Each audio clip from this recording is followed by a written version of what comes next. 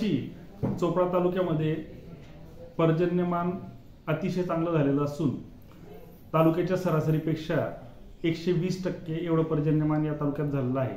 साधारणपणे 750 मिलीमीटर एवढा पाऊस या तालुक्यात झालेला आहे।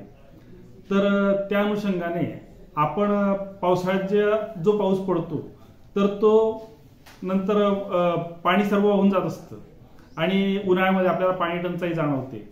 तर त्या अनुषंगाने आता या परिस्थितीमध्ये सर्व नदी नाल्यांचं जे पाणी आहे ते संत गतीने वाहत आहे।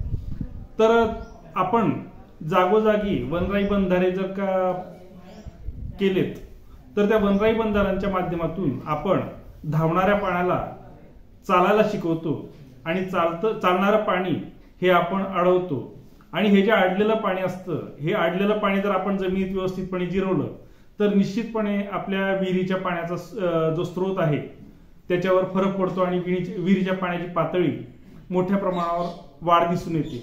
तर त्या अनुषंगाने आपण आपल्याकडे ज्या रिकाम्या प्लास्टिकच्या गोण्या पडलेल्या असतात त्या गोण्यांमध्ये वाळू भरून जर लहान लहान नदी नाल्यांवर आपण 2 किंवा 3 थर टाकून जर पाणी अडवलं तर निश्चितपणे आपल्याला पाणी जमिनीत मुरवता येऊ शकतं आणि या मुरलेल्या पाण्याने विहिरींच्या पाण्याची पातळी आपण वाढवू शकतो।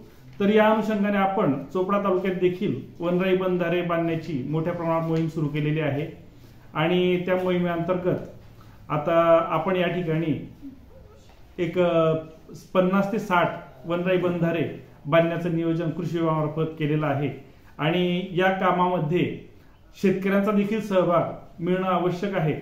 श्रमदानातून आपण हे वनराई बंधारे बांधत असतो।